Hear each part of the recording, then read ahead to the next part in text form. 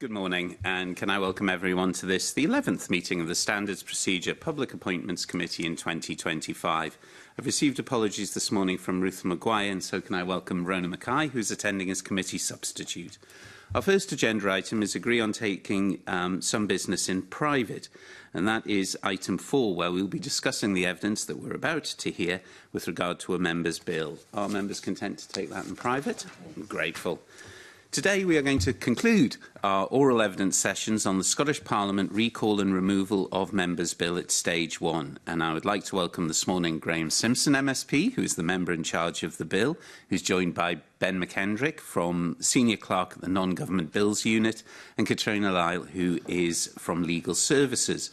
Before we move to questions from members, Graham, would you like to put some opening words to the purpose behind the bill and the reasonings for it? Yeah, thanks very much, Convener. If I could start by saying how much I've enjoyed your previous sessions, and I think the range of questions, which I'm sure I'll get today, have been very good, and they've covered all aspects of the bill. I'd also like to say, as we move forward, should we get to stage 2, and I'm not assuming we will, I very much look forward to seeing Ruth Maguire back on this committee, if indeed she does return to this committee, and she can get her teeth into stage 2. So that would be good. I'm sure we'd all want that. It can be daunting, of course, appearing before a committee, and I've given a number of people a good grilling, and no doubt some of them are watching, hoping I'll get the same kind of treatment that I've dished out. But it's not my first time in front of a committee talking about my bill. I appeared before the Senate committee, who wanted to know all about the bill. We did a private session and a public one, so I call that a dress rehearsal. So if I can just, I just thought it'd be useful to provide some background to the bill, and my thinking on it before we get into questions. So, as you all know, we as MSPs were elected every 5 years, and then after that, if we decide to stand again, the public gets its say. They can decide whether we're re-elected. But what happens if any of us are not adequately representing the needs of those who put us here, or if we demonstrate very poor conduct during that 5 years? We're all obliged to adhere to a code of conduct, and if we don't, this committee can recommend sanctions up to and including suspension. But this committee can't recommend that an MSP is removed from office, no matter how bad their behaviour. And there's no mechanism that allows for an MSP's constituents to remove them during a parliamentary term, no matter how serious a sanction this committee recommends. The only way that an MSP can be removed from office altogether is if they receive a custodial sentence of greater than 1 year, and I think that's too high a bar. In addition, if any MSP is elected and never comes to this building, ever, there's nothing the public or anyone else can do until the next election. I just think that's an absurd situation.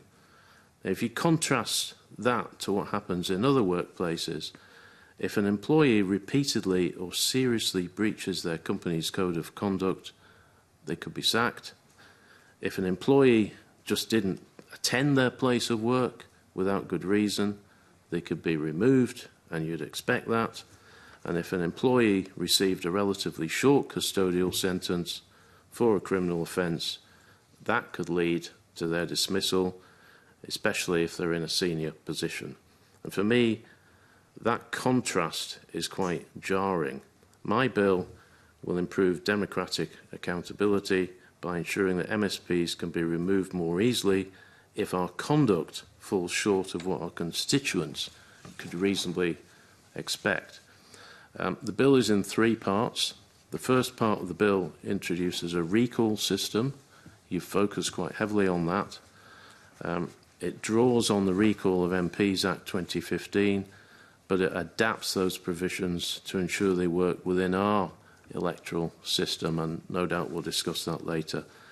Part 2 reduces the length of custodial sentence that results in the automatic removal of an MSP from over 12 months to 6 months. It provides that if an MSP doesn't attend parliamentary proceedings in person for a 6-month period without good reason, this committee can recommend to Parliament that they are removed. Serving as an MSP is a privilege, and my bill will ensure that we're all much more accountable. Ultimately, I think that the people who choose us to represent them will feel that the provisions of this bill and their implications for members are fair, proportionate, and in line with what people in the outside world would experience in their places of work. I'm look forward to the questions, Convener. Excellent. Thank you. Thank you very much for those opening comments, and particularly about committee members who we hope to see return in the very near future. And for all of those that you have grilled, now is their moment to open the popcorn and pull their chair forward. I just really want to kick off, and you dealt, or you answered my first question, which is, what would you say is the main purpose of the recall? But I'd just like to explore that a little bit with you, because in much of the documentation, and indeed the representations that you've given today, you've talked very specifically about the MSP as being an individual, and that their behaviour or choices fall below what their electorate could reasonably expect of them. And then when we look at the rest of, when we look at the bill, there are some very simple objective tests which you lay out to say you have fallen short. But there are also some subjective tests which are then themselves subject to a reasonable explanation as to why it's happened. Do you find that a challenge, in the sense that what we are potentially going to put into legislation is something that others, possibly your bill suggests this committee indeed, or the future iterations of this committee, do you think there are challenges in giving subjective tests to future committees, where the bill also contains very simple objective tests to when the sentencing and things like that? What was your thinking between those two triggers, those two decisions, not triggers? Yeah, okay. I think the subjective bit you might be referring to, and these are questions that Rona Mackay have been exploring, the non-attendance part and reasonable excuses for not coming. And I was very clear when I was considering that I'm not targeting people who just don't turn up. Many people in any workplace, and I consider this a workplace, you might not go to work for very good reason, but there'll be a whole host of reasons. And this is why I think I don't think we can list those reasons on the face of the bill, because life is complicated and we have to accept that. And people have different things going on in their lives at different times. I think if you are unable to come to work physically for any reason, there ought to be a mechanism for explaining that privately. So there will be a subjective test there. Sorry, I don't mean to cut across the member, but I think we'll address those specifics in that part of the bill and other questions. I'm trying to answer the higher level question about whether you're content that your bill contains both objective, easily understood reasons for a recall, but also then suggests that there are subjective assessments that someone else then has to make a decision on before the recall. Do you feel there's a contradiction in that? Are you happy with that? Are you happy in a sense that those decisions would go to a future decision-making body about it? I see what you mean. So focusing on recall, I've tried to come up with a system which is fair and proportionate. And I'm racking my brains to think which bit you are referring to that would. Well, let me try and approach the question a different way and see if that assists. It's poor questioning rather than putting you in a difficult position. You agree that this is about individual MSPs, effectively members of the Scottish Parliament. So is this about misconduct? Is this about ensuring effective representation, which was one of the suggestions you made in your opening speech? Or is it about empowering the voters, or the constituent voters for an MSP? What's the purpose? What's the key part of this bill? Is it about the misconduct? Is it about effective representation? Or is it about additionally empowering voters? I suppose it's a bit of all of those, but ultimately the first stage is an MSP not performing properly or breaking the rules. So the misconduct bit would come first. Otherwise, none of this applies. So if people behave as they should, none of this applies. And I think, ultimately, if this bill went through, I would love for this bill never to be used and just to sit there and people wonder why it's there because everyone's behaving. But life isn't like that. You know that. We're all human. At some point, somebody will misbehave. And although the bill is a deterrent, somebody at some point will fall foul of it. So in essence, it's that. It fundamentally is about trying to guide MSPs to behave properly. And then the next part that you add, and what I'm trying to do is see where we line between that and the representation of the electorate, because there are people who are going to say, my representative is not representing me. It might be a substantial number of people. It might, in fact, be a majority of people in whatever the constituent area, be it region, that is saying that. But that's not, or is that potentially a ground that I'm just so annoyed at my representative that I want rid of them? Look, I think there's a difference between being annoyed at a representative and that representative actually breaking a set of rules. I guess we've all annoyed people at some point, but that is not a reason to remove somebody from their elected position. They need to, for me, the tests are set out in this bill. They would need to actually break certain rules which are set out in this bill. So it's not enough to say, I don't like that person's, I don't like the way they've gone about that campaign or whatever. That's they've taken on a vote or something like that. No chance.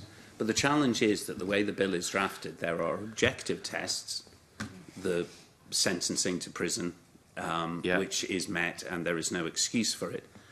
There are then more subjective assessments of behavioural choices that there are then, and I don't want to use the word excuses because they're not excuses, but they're explanations for it.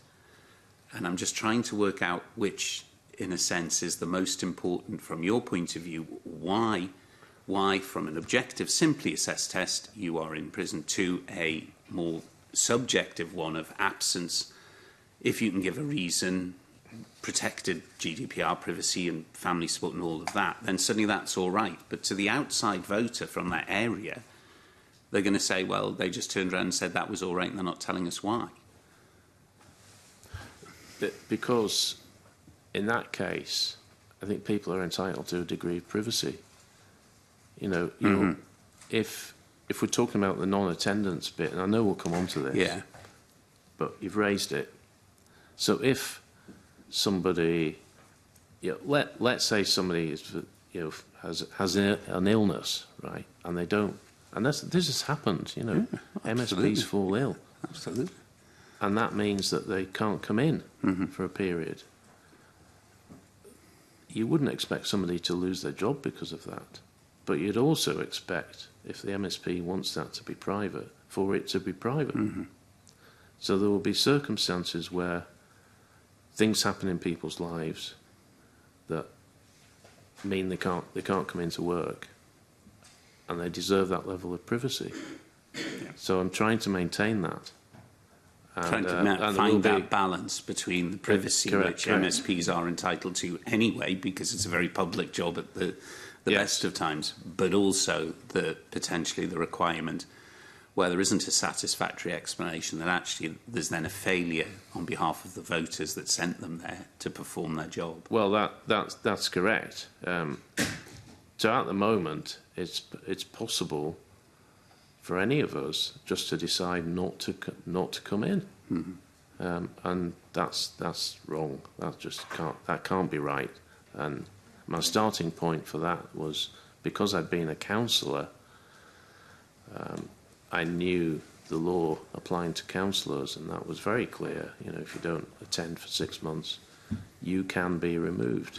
You aren't necessarily going to be removed. I mean, I myself took part in a vote in South Lanarkshire Council where a colleague, not a party colleague, had been off. I won't say why they were off, but they were off, and it was a very good reason why they were off. And so the council decided they should be allowed to continue, and that individual is still a councillor. So in essence, that's the balance that I was sort of inquiring between the objective and the subjective. Correct. Where it's been applied. Rona, did you have something just to? Thank you, Convener, and just very briefly, and I mean I'm agreeing with a lot of what you said. I just want to pick up a couple of things. You said at the moment someone can decide just not to come in, but they do have to answer to whips. So they can't just, I mean, believe me, we have to have a rigorous reason about why they're not coming in unless it's a long-term issue and there are good reasons for it. But the other phrase that sort of jumped out at me when you were answering the convener was when you said not performing properly. So I would suggest that that's very subjective and you don't set that out in the bill. So I'm not sure. I think that's a wee bit of a grey area because you don't list the criteria for that. No, I apologise for the phraseology. I think the bill is quite clear what I'm trying to achieve. I mean, not performing. It's not dealing with people who are not performing properly because that is subjective. Yeah, very subjective. That was my point. I'm not, yeah, I'm dealing with people who fall foul of the rules. Yeah. In relation to whips, I'm glad I don't have to answer to you, Miss Mackay. But I don't think. It's across the board. It's all parties. You know, I really don't think the threat of a fearsome whip is enough. To be honest, I think there need to be actual hard and fast rules set down. Otherwise, you know, the scenario that I've set out is correct. That it is possible. I mean, what if somebody just decided to ignore you, Miss Mackay? Never. I wouldn't recommend. I wouldn't recommend that, but they could. I mean, they could just take the huff and think, I'm not coming in. Yeah. But then each party has their own standing orders and internal rules, surely, that they would apply to that, unless you knew that there was a legitimate reason, be it on health grounds, physical or mental, caring duties and things. I mean, that's different. But somebody just saying, I'm fed up going into Holyrood now, I'm just not going to go, there are, presumably, we have party rules, I'm sure you do, to counteract that, you know, i.e. being suspended from the party. Well, that's fine. You could suspend somebody from the SNP, but they can remain as an MSP. You can't remove somebody as an MSP. No, I accept. I understand that. So I am setting down what my bill attempts to do is to say, no, you've actually got to come in. Yeah. You are elected as a member of this Parliament. Members of the public would expect that you might occasionally turn up, as you would find in any other workplace. And if you don't, the ultimate sanction is you could be removed. And I do completely agree with you. Just on the record, I'm not quibbling with that. I'm just trying to tease out some of the phraseology maybe that you'd used. No, you're quite right, because you're here to ask questions, and this is what the committee's here for. So we're here to explore the issues that are raised by the bill.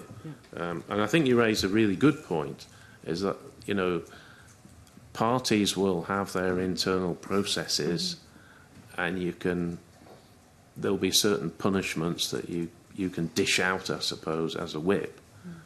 But you can't remove somebody as an MSP. I accept that, yeah. And that's what my bill is the attempting purpose. to do.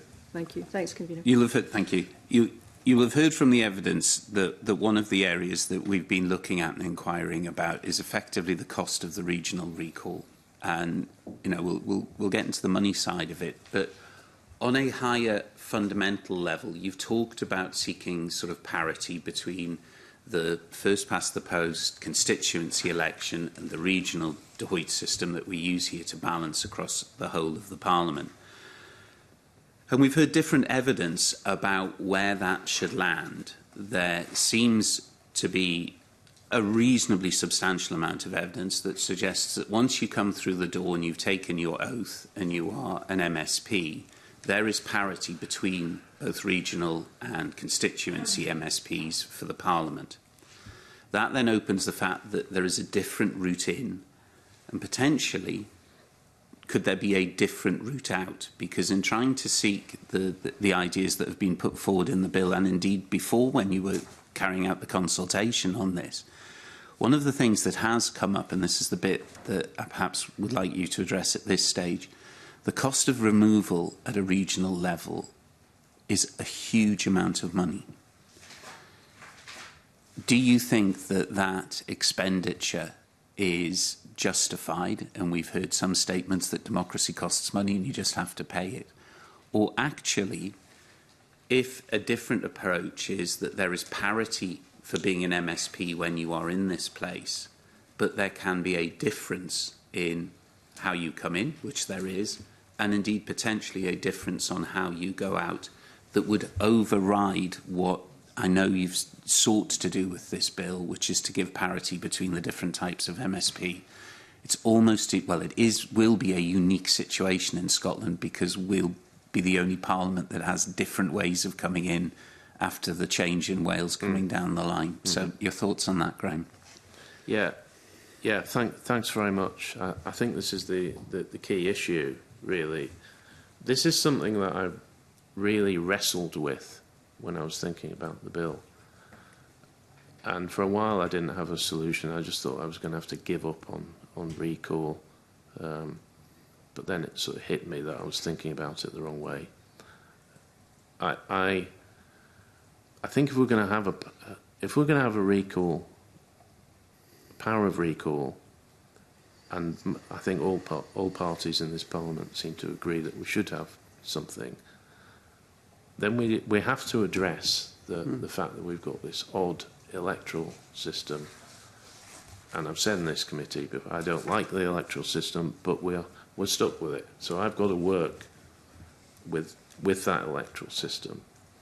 So you've got constituency members, that's relatively straightforward. We can almost mirror the system that they've got in Westminster.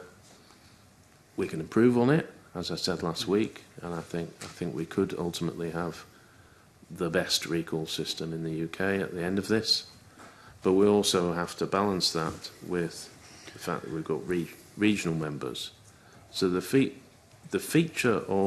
two features of the constituency member who is subject to recall is, first stage, the voters are asked, should they be recalled? Second stage, there is a by-election if a threshold is met. So we go to a by-election. And what struck me about that was, well, the member, should they wish to proceed, and some won't, then they are able to put their case to the electors and say, I should stay on. So I thought when looking at the regional element, wouldn't it be fair to try to replicate that as closely as possible? And I accept there's an enormous cost. There will be an enormous cost if this ever comes about. But it just seemed to me that it would be fair to have that two-stage process, and ultimately fair that the member, I think most of us in this room are regional members, so if it was any of us, I think you would want the ability if you wish to fight it, to be able to put your case to the electorate. Because otherwise, even though as a member you arrived because of your membership of a political party and appearing on a list of a ranked list of it. well, I accept that. There's a different route in, but you are talking about removing somebody's livelihood, taking them away from a very important public role, and I just think it's fair that whoever that is should be able to make their case to the electorate and say, I should stay, and this is why. And if we ultimately don't have that system where a member can do that, then I think you're opening up a whole can of worms, and you might be justified in saying, well, perhaps we should look at the constituency members then. Why shouldn't they be removed in a different way? I'm trying to create a system that is fair to everyone. So in your mind, the fact that at a constituency level it is an individual name that appears on the ballot paper and the electorate are voting for that person because they can identify them very, very clearly, they're associated with a known political party and they may choose to do that, has no difference to literally a party name appearing on the regional ballot. You're satisfied that there's enough similarity between those two events that actually the process should be as similar as possible for a departing situation. Yeah, let me put it another way. Those of us who are elected on regional lists, if we're being honest, nobody really knows who they're going to get when they put the cross on that regional list. And they just end up with who they end up with. Nobody on that regional element of the list, nobody voted for me individually. No. But if I was to be subject to a recall vote, people will have heard of me because I've probably done something. And then it's about the individual and their behaviour or alleged behaviour. So it's not about the party. I don't think it's about the individual MSP. And so that individual should, in my view, have the chance to make their case. Have the same opportunity as if they were at a constituency level to put their explanation to the electorate, their electorate. Now, I have to say, I think most people in that position would probably not go forward, but they might, but they should have the opportunity. Okay, thank you. Sue, are you right if I pass over to you? It's just a quick question, because it was sort of alluded to there. Graham Simpson, what are your thoughts then, given that regional MSPs are elected on a party basis predominantly? What would your thoughts be on the suggestion that a recall petition could also be triggered when an MSP changes political party? Yes, funnily enough, I was asked this by the Senate committee. Mm-hmm. I know it's controversial, but I don't think it's a crime to switch parties. I'm personally not in favour of having a recall in that situation. But if somebody, I do address the situation where if somebody has switched party and is subject to a recall vote and loses, then they are replaced by the next party on the list that they were elected on. The next individual or the next party? Sorry. No, the next individual on the list. So, so if, and this would never happen, Ms Webber, if it was you... Perhaps, let's make your answer easier. Yes. I'm quite happy for you too. Okay. Okay. Let's pick somebody who has switched parties. Jamie Green. So, if Jamie was subject to a recall vote and lost, then he would be replaced by the next person on the Conservative list in the region that he was elected to. And that's the way. No suggestion whatsoever that Jamie would be. Absolutely not. I'm just using that as an example in this session of somebody who has switched parties. Okay, thank you. We have also heard about the recall thresholds that have been set out in the bill could make it harder to recall regional MSPs compared to constituency MSPs. And of course, parity is something we're all, certainly your bill is trying to achieve. And constituency MSPs representing larger urban areas, specifically compared to those in rural areas. It's just all about the volume of people. Have you considered whether changes are needed to address that? I think it'll be very difficult. When you're looking at the regional element, there are some very, very large regions. Yes, and I know Ms Roddick may come into the size of that later, yes. Well, she may well do. But there are some geographically huge regions. But if you're going to have a system, you just have to work.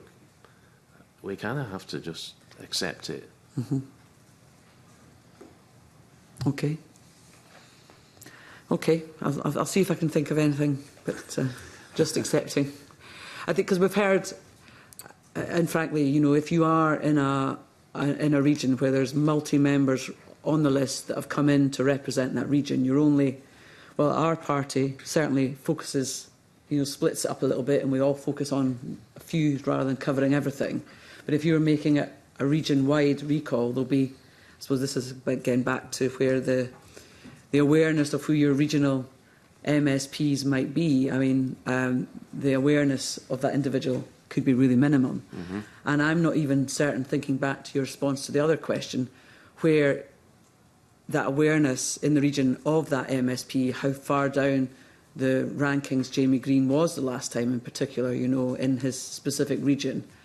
Sometimes, you know, this all links to awareness of and having something that connects with the voters, so that they are even aware of what's going on. It's, any thoughts about that? It's quite broad. I see what you mean.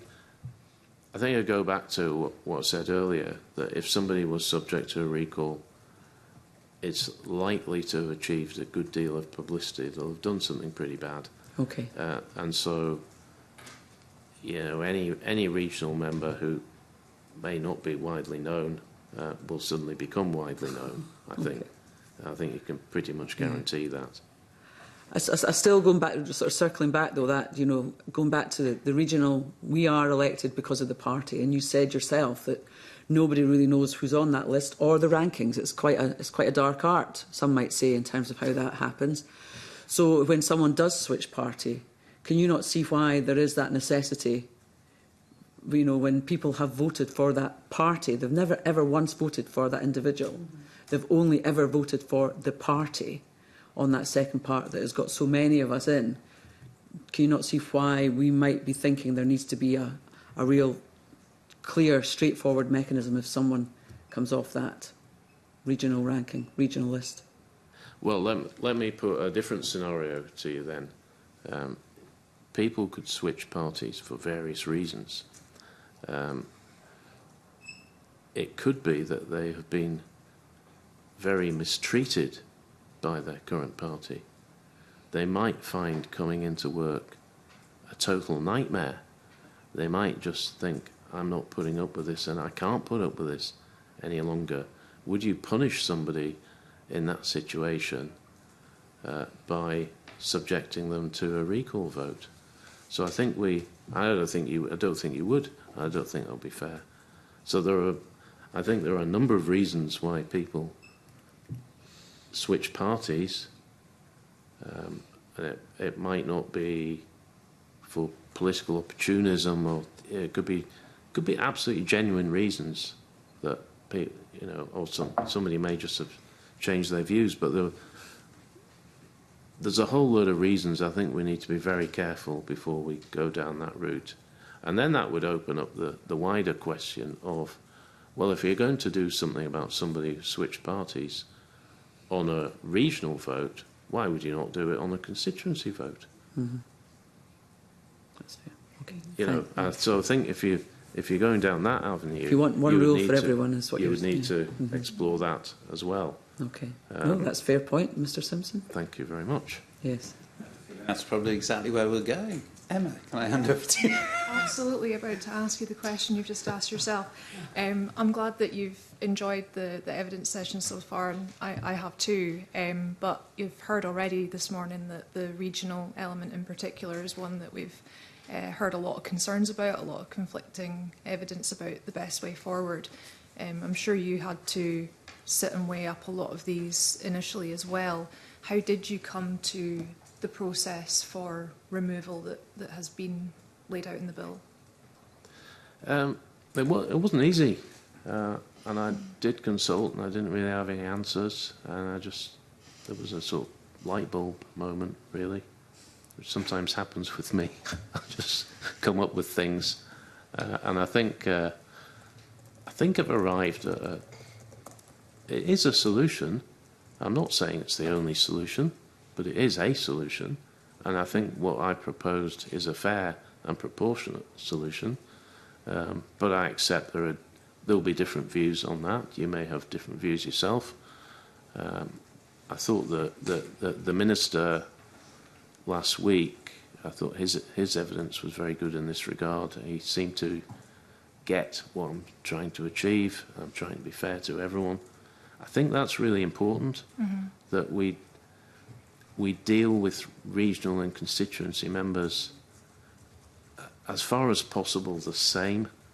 You know, when we are talking about taking away somebody's job at the end of the day, and that's a big thing. So that's why I've arrived at the system that I've arrived at, because I'm trying. It's not possible to completely replicate the system, but I've tried as far as possible to do that. I think you do keep talking about fairness and that parity between the two. I'll go back to the answer that you just gave to Sue Webber, because I think there's something interesting in there, in that we're trying to force a first past the post kind of system onto the regional list. Did you think about doing it the other way? And in terms of retaining that proportionality that came through in the election, you know, what about just replacing a recalled constituency MSP with somebody on their party list? I don't think that works. I don't think it works that way. Why not? Because there is no list to replace them. You know, if you're elected as a constituency MSP, there's no list sitting behind you. Your regional list, because those elected from your region's list are calculated based on your election as well as a constituency MSP. So the overall calculation does take into consideration each constituency. So if the goal is simply to hold individuals to account for their conduct, should we be looking at retaining the proportionality and providing that parity that you're looking for between the two systems? Well, let me put it this way for you. If you have a constituency MSP who decides to stand down, let's say they've stood down in disgrace, right? They don't bother with this recall bit. They just think, right, I'm off. I've done something bad. I'm going, right? So what would happen now? There'd be a by-election. Under your system, I'm not saying you're proposing this, you're putting it to me as a question, but under that system, there'd be no by-election. There's There no would just by-election be- for the regional side. Yeah, but you've asked me about constituency members, Yeah. and what you've tried to do in your question is conflate the regional element with constituencies. So if I stand out, well, I'm not a constituency member, so constituency member decides to stand down, there's a by-election. Regional member decides to stand down, there's no by-election, they're just replaced. If we were to conflate the two, I think we might have to go back to the elections bill, and I'm not sure Jamie Hepburn would be too happy with that. I think people will conflate the two because there will be comparisons made whichever way you go about it. And one suggestion that did come to the committee was having a full regional by-election, because it was pointed out to us that if somebody is upset with the conduct of an individual MSP, they may also want to hold that party to account, which of course is not the primary objective of your bill. No. But they do have that opportunity in a constituency by-election, but maybe not on the regional side if they're just being, that individual's just being replaced directly by the party. Do you have concerns about that disparity? As I say, I've tried to work within the electoral system that we have. So the electoral system that we have says that if somebody resigns or leaves, that as a regional MSP, they are replaced by the next person on the list. There is no provision to have a by-election. So if we're going to introduce such a system, that's a pretty big move. I'm not saying it's a totally daft idea, but you are looking, you are in effect almost redoing the electoral system that we currently have and the rules surrounding that. Mine doesn't do that. Mine works within the system that we have. So if we're to introduce the idea of regional by-elections, you get away potentially with the proportionality of the D'Hondt system that we have. I think that would be a very big step, because if you were to take it another stage further, if you were to say, well, we should have a by-election for somebody who's recalled, why wouldn't you have a by-election for somebody who resigns for various reasons? Yeah. Big move. Absolutely, and I suppose the question that I had asked earlier around replacing constituency recallees with somebody of their own party was exactly that concern around retaining the proportionality of the overall parliament. Thinking about the bill as it stands and the system that it's currently working within, one issue that I'd raised with witnesses previously was if a regional MSP faces a recall petition but is successful in being returned, their party would need to sign off on it currently under the current system. They would need to provide a nomination certificate. Do you think that parties would be required to do that? They may also have an issue with the individual that would then be getting re-returned through their party list. My bill deals with the individual.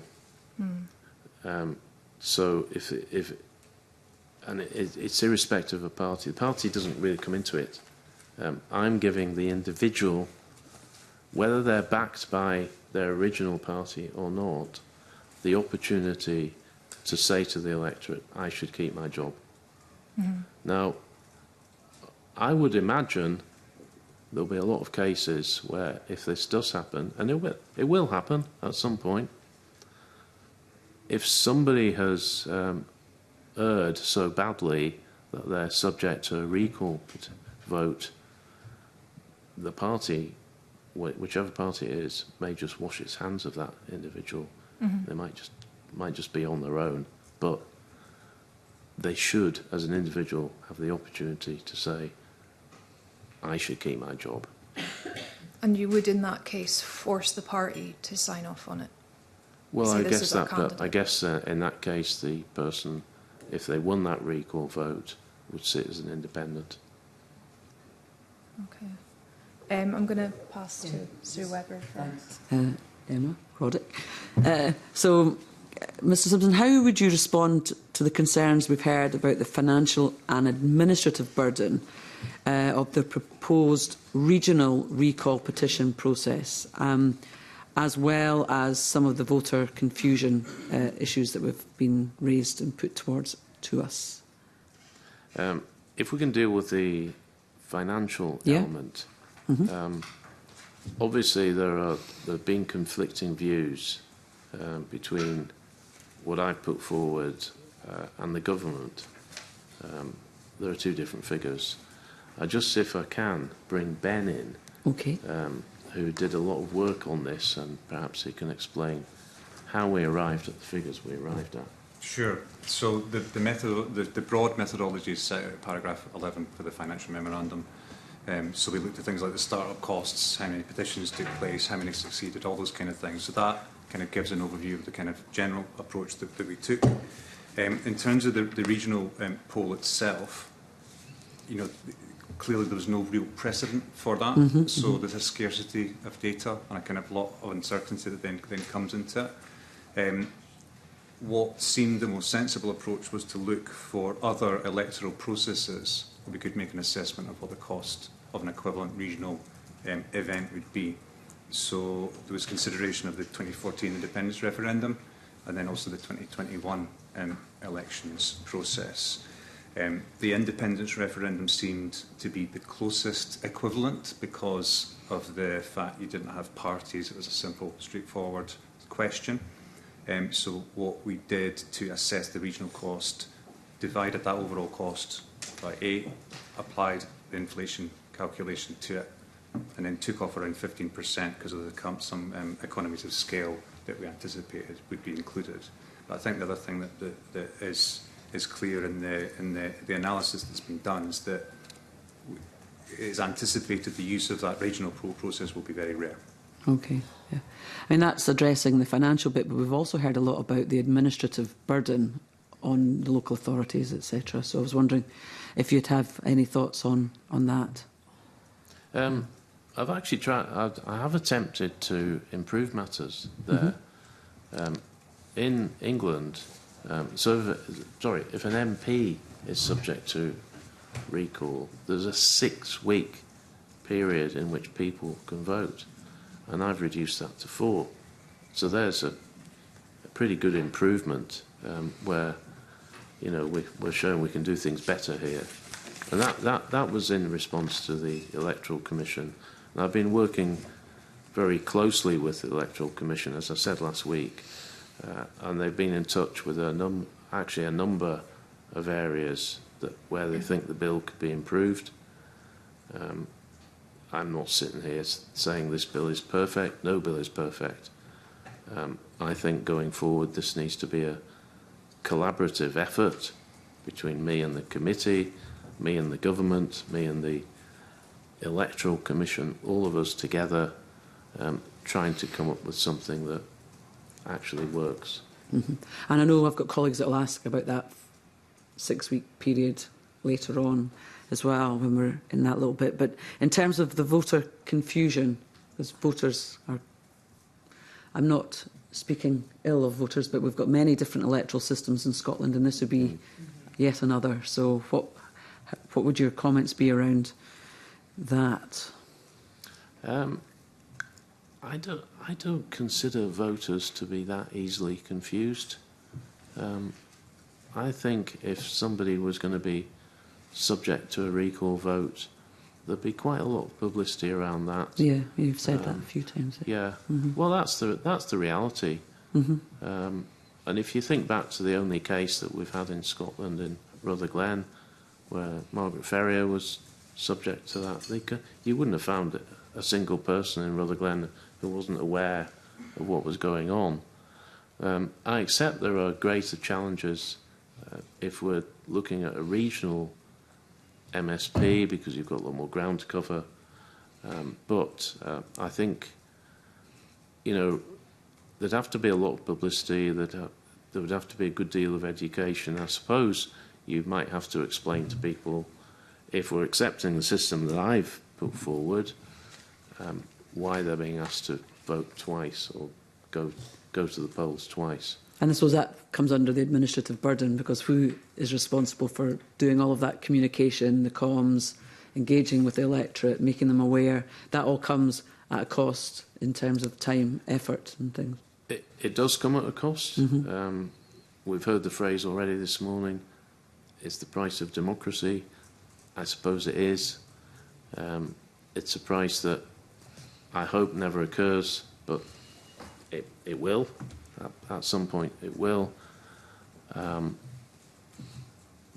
I think we do need a recall system in Scotland, and that will come at a cost. Okay, Emma, thank you. Thank you. I do want to kind of go back to the processes in place at the moment. You'll have heard throughout the committee's evidence sessions there have been a lot of other suggestions put forward as to how to handle it. We've had the regional by-election, which we've discussed a little bit. Others have said if recall triggers are met by a regional MSP, then they should just be automatically disqualified and the list moves on to the next person.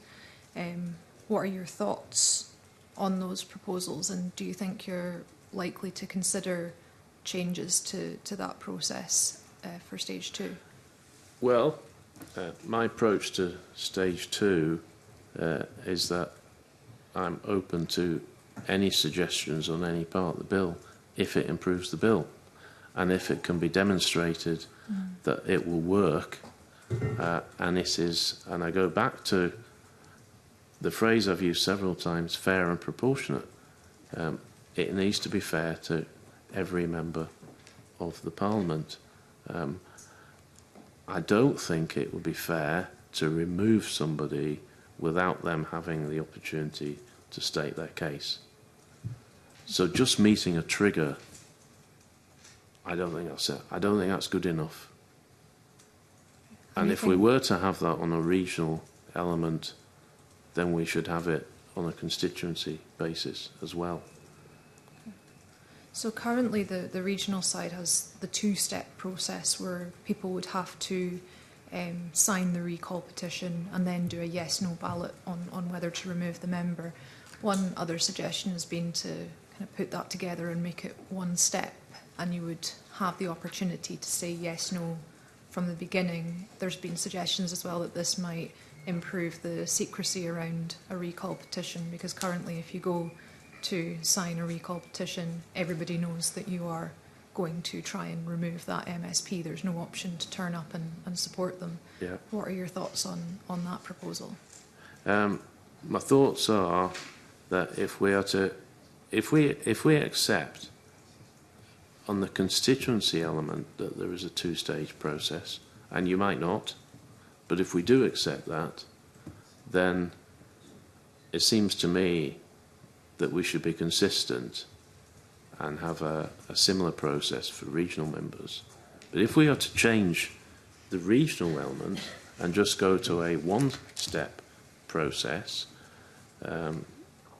in which case you wouldn't have this 10% threshold.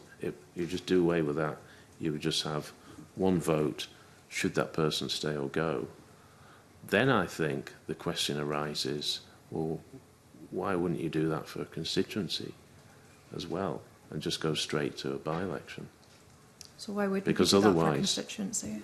Say again? Why wouldn't you do that for constituency? Well, I put that to you because that's... I throw it out to the committee that if that is the way the committee is thinking, you need to consider that if you're going to do something with the regional element, I think you would have to look at the constituency element as well. Otherwise, it's not fair.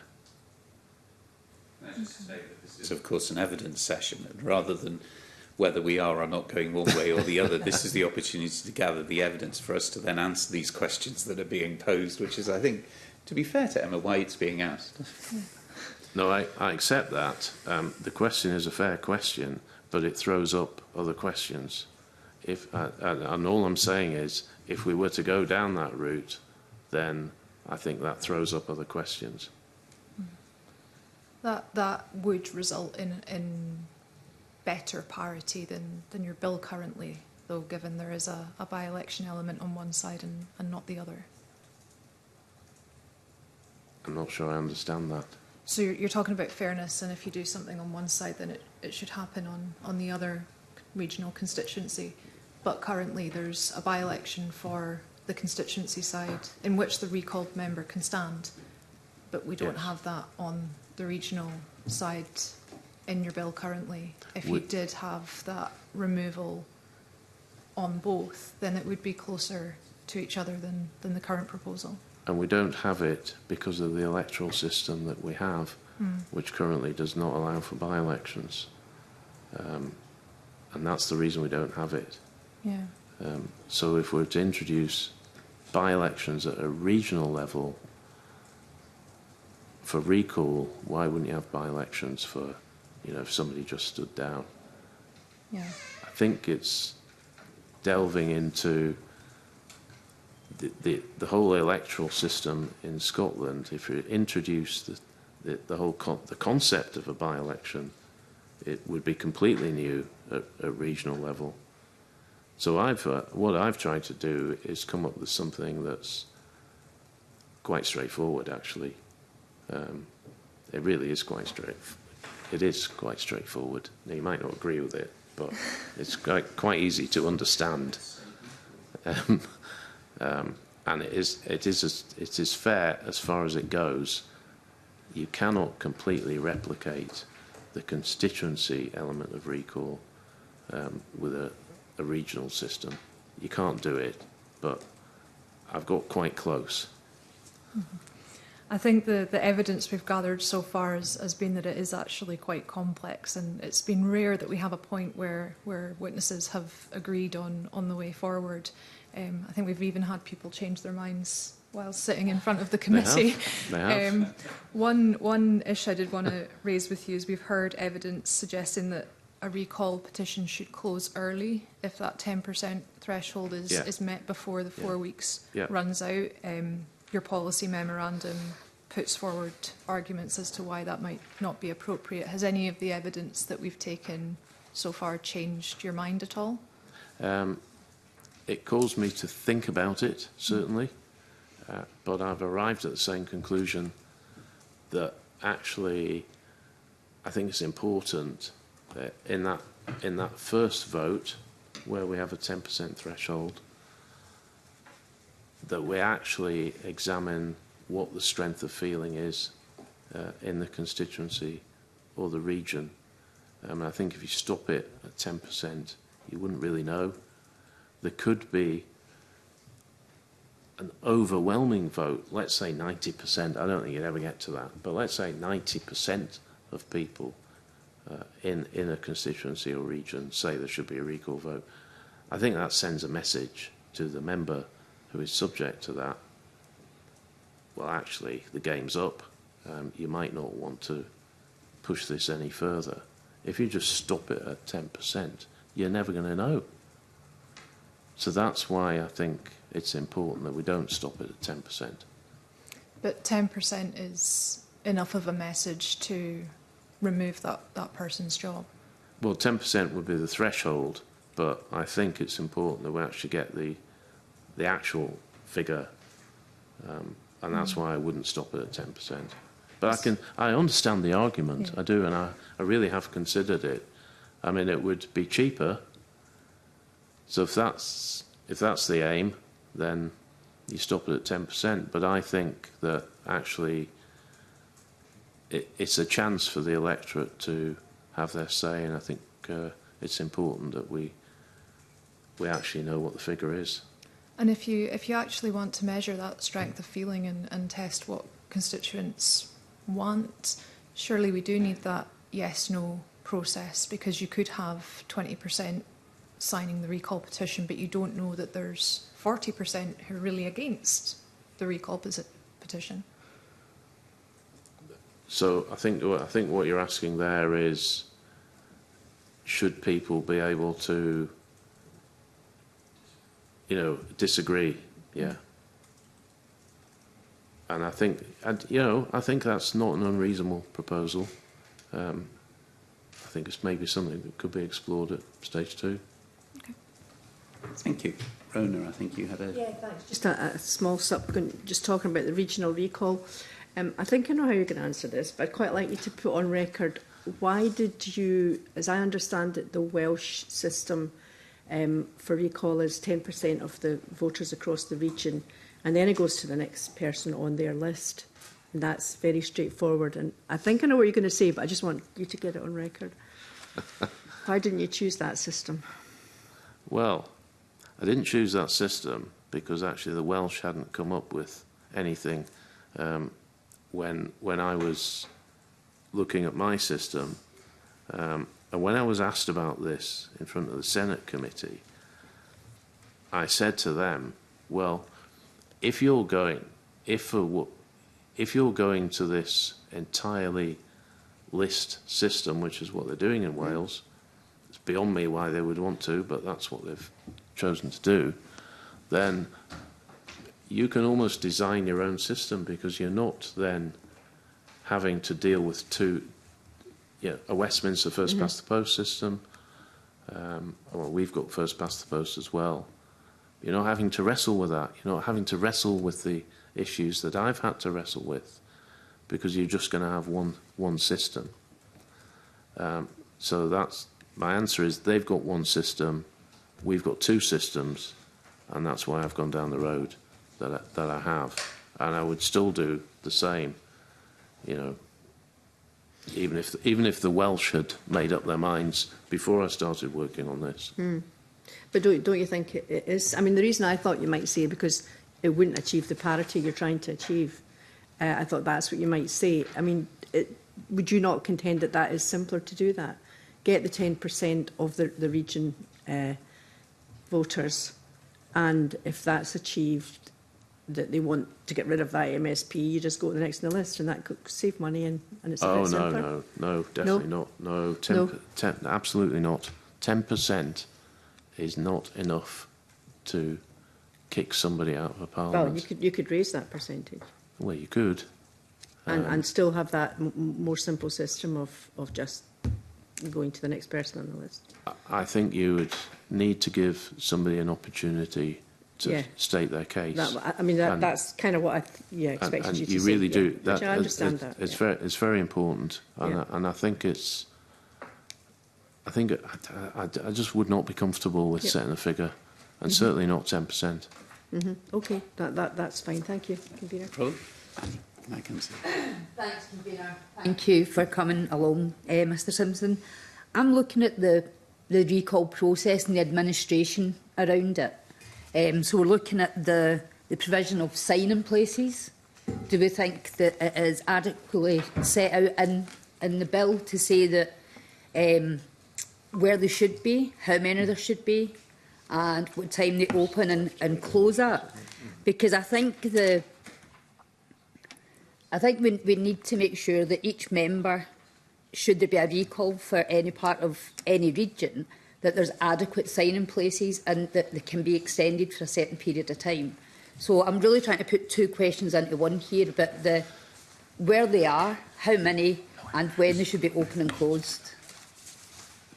Yeah, some of this will be left to regulations. Quite a lot of the bill allows government to make regulations. But in terms of signing places, what I've said is there should be up to 10 in each. If we're talking about regional, up to 10 in each.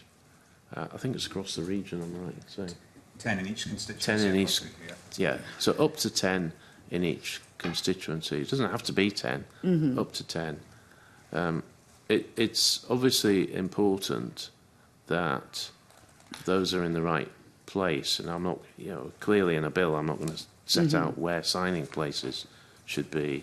That could be left to regulations.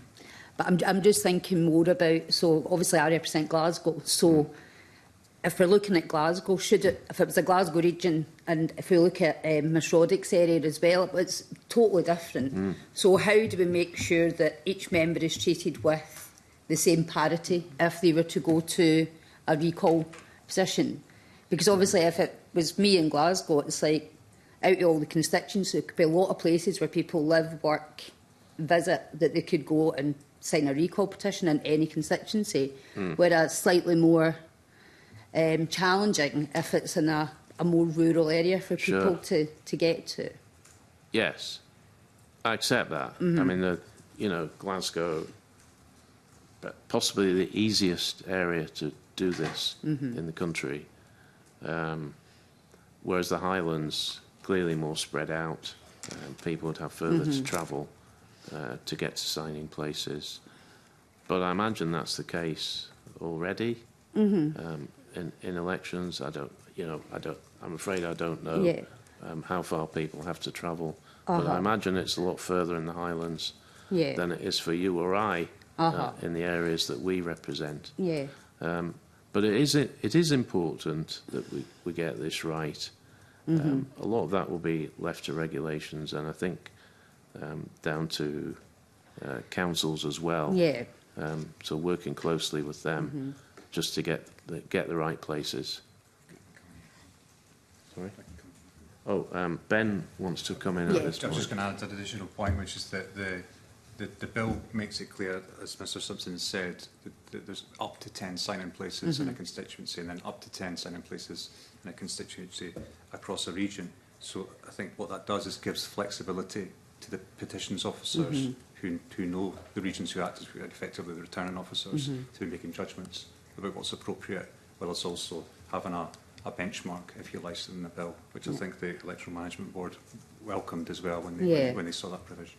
And can I just ask a further question on this? Obviously, signing places, people are used to going to their local school to sign, to go and vote and things like that. Would the signing places be well enough advertised? Would it be where their local person would normally go, or would it be up to the council then to highlight signing places throughout their sort of a council ward? I'm just thinking some people, if they think they're voting for something, whether that be a recall petition or not, would automatically think, oh, it's a local primary school or whatever. So how are we going to make sure that people, I'm not saying advertise where it's going to be, but making it coincide with how they would normally vote is what I'm trying to say, is to sort of make that match up. Because if it was, say, Hamilton, for example, or Rutherglen, they were using different places to where they would usually vote. So how do we make sure that people are aware of that, I suppose, in this legislation as well? And I know that would be into councils and stuff, but I just find it a wee bit confusing that we're trying to do the same thing in essence as electing someone or not electing someone. Do you know what I mean? Yeah. The voting process, and I think, as we've seen earlier, there is voter confusion out there, so people would be like, so where do I go, how do I do it? So, no, I understand the point you're making very well. I think there's an inevitability, if we were to have a recall vote, that people would not necessarily be going to the place that they used to, because if you think about a normal election, there are quite a number of places you go to voting stations, and there would be fewer under this system. So inevitably you might be asked to go somewhere different. People could also use a postal vote, and that would actually address the privacy issue, which I can see would be a concern, particularly at the first stage, where you're only voting to say somebody should be subject to a recall vote. But postal votes could be available. And I think if you're expecting people to go to somewhere that they're not used to, then it's a matter of communication and information education. And just as you mentioned about the postal vote as well, we'll look at what the deadline for receipt of the postal signing papers would be, and rules for donations and spending for the campaigns as well. And do you believe that there's provision for these on the face of the bill, or do you think there should be provision for them on the face of the bill? Do you want to take that? Yeah, I think I'm right in saying that that's going to be in regulations. Yeah. And Right, okay. ministers develop. Thank you, Convener. Thank you, Annie. Just on that, just to explore the campaign finances. Obviously, we have very, very tight rules in elections on campaign expenditure, who does it, how it's done, how it's reported. And when the Minister gave evidence to raise the question that the petition could, in fact, an individual could face an unknown campaign to remove them. Is that something that would need to be addressed in secondary legislation? Is the finance relating around the petition something that you would expect to be dealt with in secondary legislation and should be dealt with in secondary legislation for the purposes of the recall petition? It is, Convener. Yeah, I think it's an area that should be looked at but leave it to regulations. Oh, no, absolutely, absolutely. I have a couple of questions with regard to the custodial sentence side of it, because Yes. at the minute, as you rightly set out, the current rules are 12 months or more. Yeah. There's a look at reducing that to 6 months. I'll go back to probably the most used word I've done today. Is that the objective test, that it is 6 months, rather than the case or the type of case that has occasioned the custodial sentence of 6 months? I think it would be very difficult to set out in the face of a bill a list of offences that would lead to the removal of a member, which is why I've gone for an actual term. And the background to this was the case of former MSP Bill Walker. He's the only MSP I'm going to name during this session, but it was a high-profile case, and he was jailed for wife beating for exactly 12 months, but not more than 12 months, and so couldn't be removed. So you've got somebody who's been jailed for extremely serious offences, but couldn't be removed. He ultimately stood down. But it seemed to me, well, that's an absurd situation. So I thought, well, perhaps we should look at that again and reduce that period. And I accept that different people may have different views on whether I've got that right, but that was the background to it. I just thought that somebody who was jailed for extremely serious offences could have just stayed in jail for 12 months and returned to his job. And that struck me as being wrong. So just let me delve into that. So in essence, because you talked about serious offences, there may be other offences that perhaps a group of the community would despair at. So, for example, a contempt of court. If someone was imprisoned for more than 6 months, this would be triggered. But people may dispute the reason for the sentencing. And I'm not inviting you to, unless you wish to comment on that. You are content that actually the trigger should be the 6 months imprisonment rather than the reason that the 6 month imprisonment, Yes. or indeed more, Yes. but less than 12 or less than 12 in one day, has come about. Correct. It's not for me Yeah. to get into individual court cases. I've mentioned that particular case because it happened, and there were serious offences involved. But I would think that if somebody is jailed for 6 months, the crime would have to be of a sufficient seriousness to merit that. But I don't think we should be listing on the face of a bill, what offences will be covered. And is your justification that you've just expressed the same for where there would be a suspended sentence? So a judge has looked at a situation and deemed imprisonment the appropriate measure, but has decided in the circumstances that there should be a suspension. There are questions about whether or not that would trigger in the bill. What's your view on it, on that? I think it's enough that somebody is incarcerated. So it's the act of incarceration. Correct. So in a suspended sentence, there wouldn't be an incarceration, therefore it wouldn't trigger. I think somebody has to be in jail. Right, yeah, that's what I'm sort of Yes. driving at. Yes. They They actually have to be locked up. Yes, it is the act of being, it is the Correct. act of losing your liberty that Correct. occasions it. Yes. Okay. My other question is in relation to completion of rights of appeal, because there may be situations where someone is imprisoned, but there is still a right of appeal. What is your view? Do the right of appeals have to be exhausted, notwithstanding the person may be incarcerated during that process? Or is it, again, the incarceration that triggers it, even though potentially subsequently, on appeal, a conviction is quashed? I'm going to bring Ben in on this one because we've covered this in the policy memorandum. Yeah. So This is set out in, I think, paragraphs 83 to 84 of the policy memo. The position on appeals for this part of the bill obviously draws on the provision in the Scotland Act, which then draws on the Representation of the People Act, I believe. And I think Kat might want to come in there.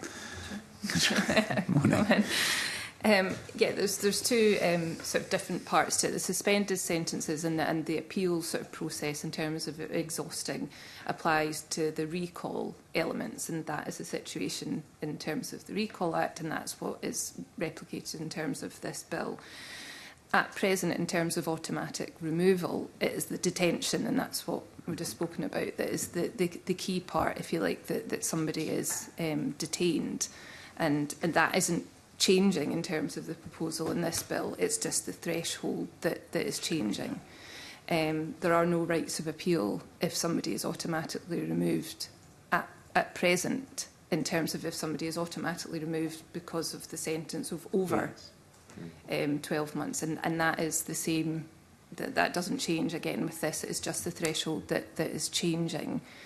In terms of Article 6, specifically in terms of a right to a fair trial, there is authority both at Strasbourg level and it's followed at domestic level that the right to have a seat in Parliament and to retain that seat isn't a civil right, it's a political one, and therefore Article 6 doesn't actually cover it. So that would be our position in terms of Article 6. I'm going to invite you to go the other way on that. And imagine I know what your answer will be. But the right to the fair trial may in fact apply to the consequence of an appeal being successful in a retrial, of which the public influence will be, they have been kicked out as an MSP.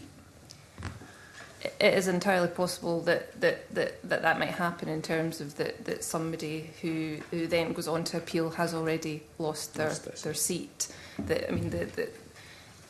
And there is no prevention in somebody appealing the conviction, but the conviction itself isn't the loss of the seat. It's almost that is the consequence potentially of being convicted of that period of time.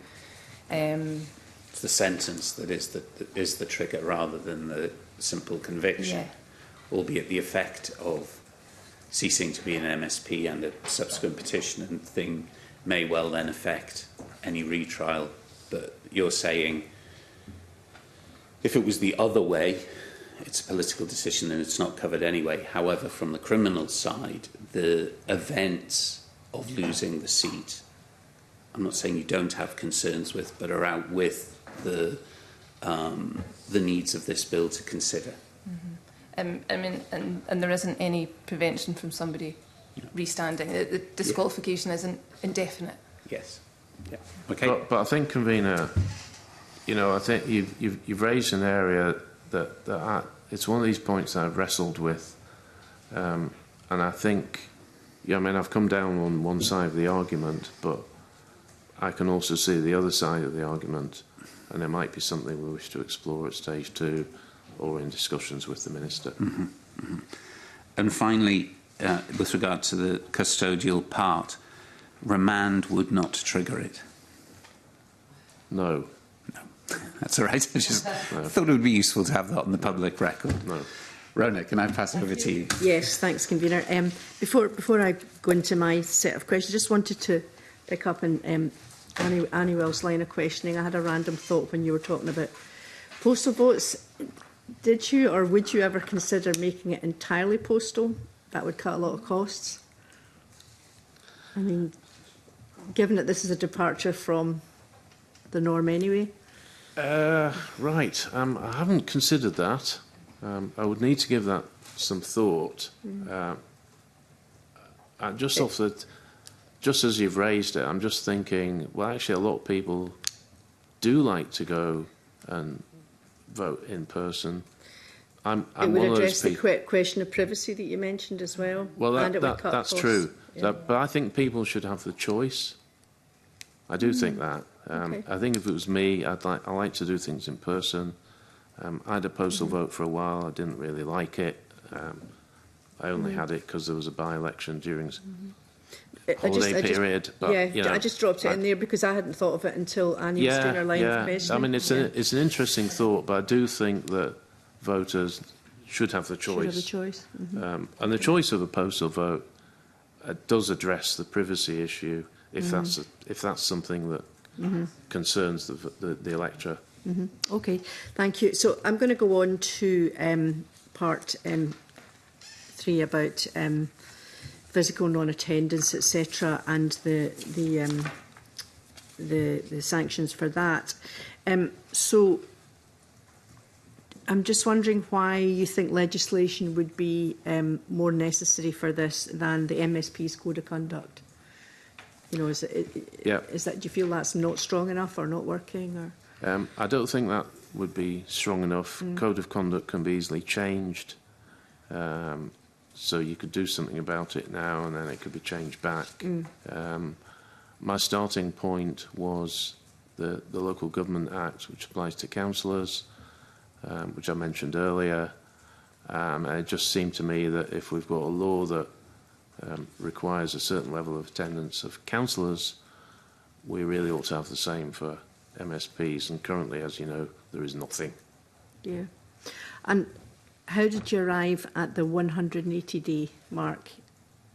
Was there any reason for that? Did you just think that was a good balance? Or? It's as near as possible to 6 months, but takes into account, sort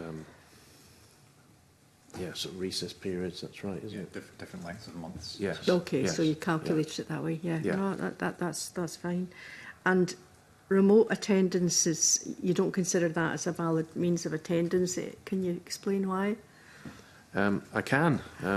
It's my view that if you're elected to this place, then it is not unreasonable to expect that you might just occasionally turn up, unless you've got a valid reason. Now, I know that, currently we have remote working.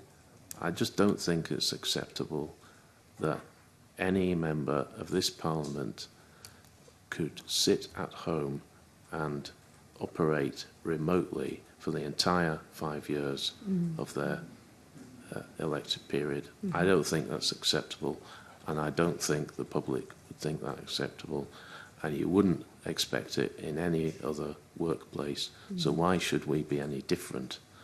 Now, clearly, as I've said earlier, if you've got good reason yeah. not to be in, that's fine, and we need to respect that. There'll be a whole host of good reasons why people can't come in, but if you're physically able to come in, you should come in. Because we have heard concerns that this might disadvantage, underrepresented groups or, people with certain responsibilities, and quite often that would be women with caring responsibilities. Do you accept that, or does your earlier point stand that you think they should make the effort to come in?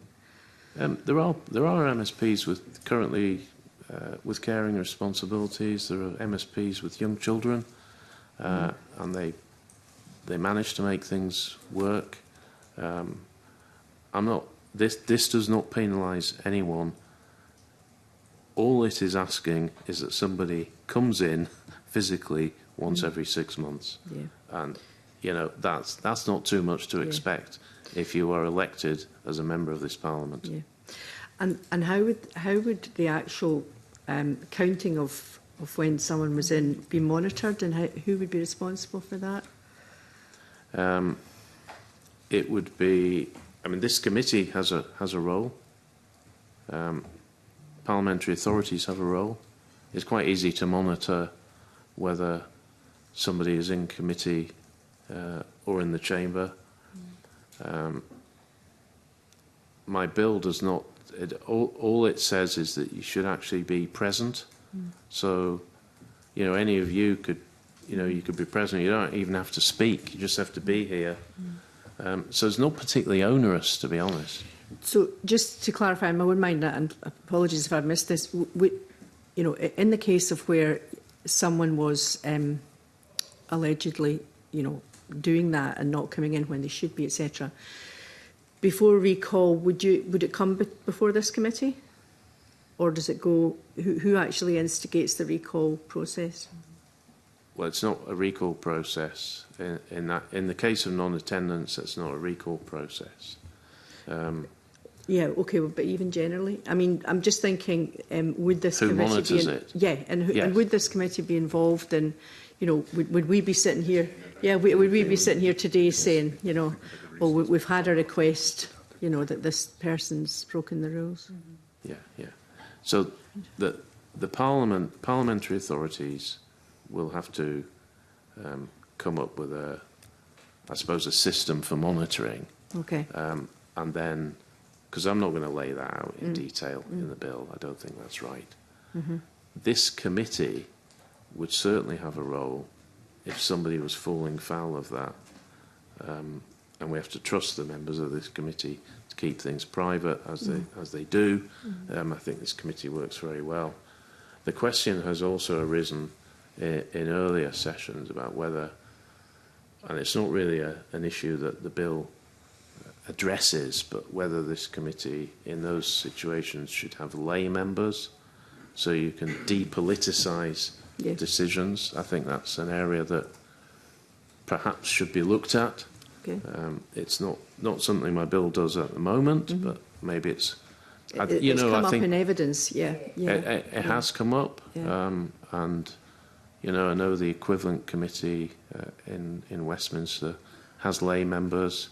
It's maybe something that should be considered. Okay, thank you. And finally, just about this sort of sensitive personal information surrounding someone's circumstances, are you confident that that could be kept as private as possible? Is that something that concerns you, that maybe, you know, when something happened and someone was saying, well, you know, you've not been for 180 days, that the information around that would stay private? Yes. I'm confident in the members of this committee that stuff wouldn't leak out. Yeah. It'd be very, very serious if it did. Yeah. But if you're a member of this committee, then it comes with certain responsibilities, and confidentiality is one of them. Yeah. You'll probably all. I've never sat on this committee, but you know, I'm sure you deal with things that are confidential, and it doesn't leak out. Yeah. So you just have to trust members of this committee to do their job. Okay. Thank you. Thanks, Convener. Emma, I think you had a... Yeah, I just wanted to pick up on that. You said 180 days, not particularly onerous. That's my concern really, is that it's not a very high bar to set for somebody who is physically, mentally able and well and doesn't have caring responsibilities. So is it not likely that the only people you're going to catch with this are those who do have good reasons, who then have to share those good reasons with colleagues, political opposition? No, I don't think so. This is aiming to capture people, and I'm not going to name names, but people who've just decided they're not going to come in. It's happened. It's happened in councils. Yeah. It'll happen here. I hope it's rare, but people are people. It is human nature, as Miss Webber says. Unfortunately, there will at some point be somebody who just decides they're not going to come in. Yeah. This is not targeting people who have valid reasons not to be here. Now, I would think that currently, if you are going to be off for any period, you would probably go and see Miss Mackay and explain why you can't come in, and it would go no further. And she would, if she's the caring individual that I think she is, she would say, well, that's okay. You know, just don't come in for however long you need. I think that's probably the way it would work. But there would also be an element of if you think you're going to be off for an extended period for whatever reason, I don't think it's unreasonable to tell the parliamentary authorities that that's the case and explain why. And I trust the parliamentary authorities not to leak that. I do trust people in this parliament to keep things private. Okay. I notice as well in the Equalities Impact Assessment, it notes that religion is not applicable. Obviously, the parliamentary calendar works around Christian holidays. Do you think there might be an interaction there? And also thinking further about who's likely to be targeted with hate crimes similar. I know that there have been situations with MSPs who have been targeted because of their religion, and perhaps that would come into play in a recall situation. Are you talking about recall or non-attendance? In terms of the 10-day limit or any trigger and how it's likely to be viewed, and whether these characteristics might come into play when folk are deciding how to treat an individual trigger. No, I don't see that coming into play. I can't see religion being relevant, really. Yeah, I mean that's what the Equalities Impact Assessment says, but I was just concerned that it might be relevant. I mean, race has been noted as relevant. I genuinely don't see how it is. I mean, you'd need a religious holiday of 6 months. I don't think there are any such holidays. No, I can't see that religion comes into. I really don't see that. You see there's a difference between those who would want to attend Christian holidays or observe them, and the parliamentary calendar works for them, but it wouldn't work for other religions in the same way. I genuinely don't understand what point you're trying to make. Okay. I'm sorry. Thank you, Emma. What does attendance mean? In terms of my Physical bill, attendance. And the attendance means coming in. To where? Here. I'm going to be This facetious. Parliament. So it is swiping to come into the building. It means attending a meeting like this, a committee meeting, or a session of the Plenary chamber. session. It does not mean attending a cross-party group or a reception in the Parliament. Oh, you foresee where my questions are going. So, effectively, on the procedures that we have at the moment, attendance would be on the official record in an open committee meeting of which you are a member, or presumably, as indeed you have done, attended for a member's bill, because your attendance is noted in the record. And similarly, for the plenary session in the chamber, it is presumably putting your card into the slot and the little lights lighting up. Yep. Doesn't require a contribution, doesn't require a vote, doesn't require an active process on your behalf to get yourself on the record as having attended. Correct. You just need to turn up once every 6 months. And as Emma Roddick said, that isn't particularly onerous. No. Maybe I'm being too lenient, but well, the reason that the reason that I'm asking is because my final question to you is: should the primary legislation define that, or is that something that you would prefer to see in secondary legislation because perhaps it would change? So there are other, well, as in the specificity that I've just been through with it, so that it is in a formal meeting of the Parliament, be it chamber or committee. I'm just No, checking, please do. Convener. Yes, it does specify that.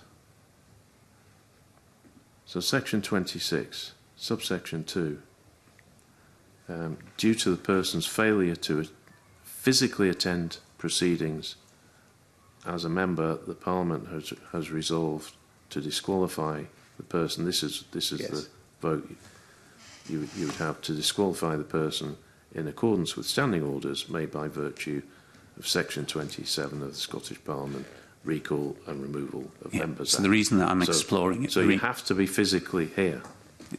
That is in the bill. That is in the bill. What I was exploring is what physical attendance means. And it means being in the chamber with your card in the machine or at a formal open committee meeting, even though you may not be a committee member. It means physically being either in a committee meeting or in the chamber. In the chamber during a plenary session. And actually the reason I didn't say that you have to speak is that going back to the whip's question, quite often our ability to make speeches is at the mercy of the whips. So I was certainly not inviting an additional point of order. Let's not do that before decision time. Thank you. Unless any other members have any questions, unless there's anything that you would like to add, Graham. Although this is the final oral session, clearly if there are thoughts that you have post this session on what's been asked, please reach out to us. And if everyone is content, I will... Sorry, do you want to say anything, Graham? No, sorry, that's slightly I just want forward. to thank you, convener, and the committee. It's been a thorough session, and I've enjoyed it, and I hope it's been helpful, and look forward to seeing your Stage 1 report. It may be the kindest comment the committee's ever received, that you enjoyed it, so we'll not go further than that. I will suspend this meeting briefly just to allow those who are in attendance for the evidence session to leave.